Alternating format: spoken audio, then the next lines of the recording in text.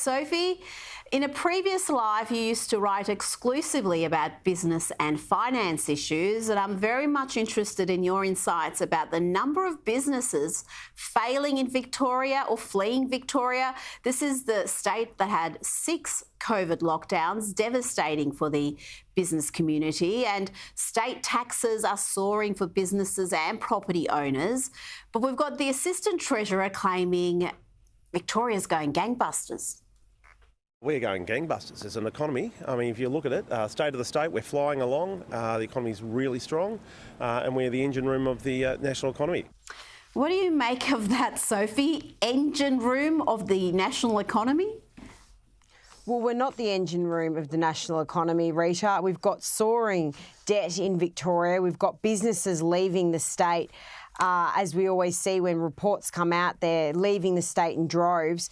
And just so much financial burden on businesses. Victoria has become really the place where people don't want to invest and don't want to do their business, so they're taking it interstate. So anyone who thinks Victoria is the ideal place to do business, I think is living in another universe.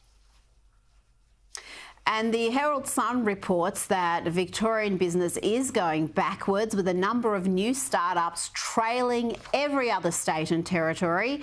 This new analysis of ABS data by the IPA shows 13,000 fewer new businesses compared with 2021 levels. And when you compare that to New South Wales, they recorded an increase of 13,000 new businesses, and Queensland saw an increase of 7,600. So again, Sophie, why is Victoria lagging behind the rest of the country? Obviously, the state taxes are a factor, but what other issues are causing businesses to either not start in Victoria or to leave the state?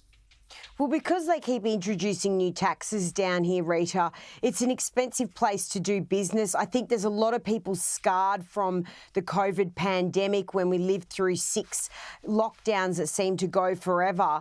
And people just thought Victoria was an undesirable place to live and do business. So it's really the reputation of Victoria, sadly, you and I both live there, is, diminished. And people just think now, why not do business somewhere that is more friendly to business? So they're taking their businesses and so forth, away from Victoria.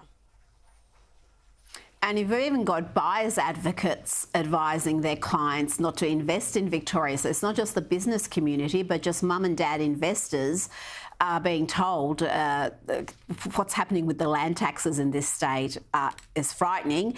And this data also shows that businesses are closing faster in Victoria. So they're not starting up here, they're moving interstate, and they're closing, the ones that do open, faster than other parts of the country. Vecchi Chief Paul Guerrera says that confidence is low and other states just offer better opportunities. Now let's move on to an issue that is underreported, and that's Islamist violence against Christians in Nigeria. According to a new report, more than 8,000 Christians were killed in 2023, one of the deadliest years.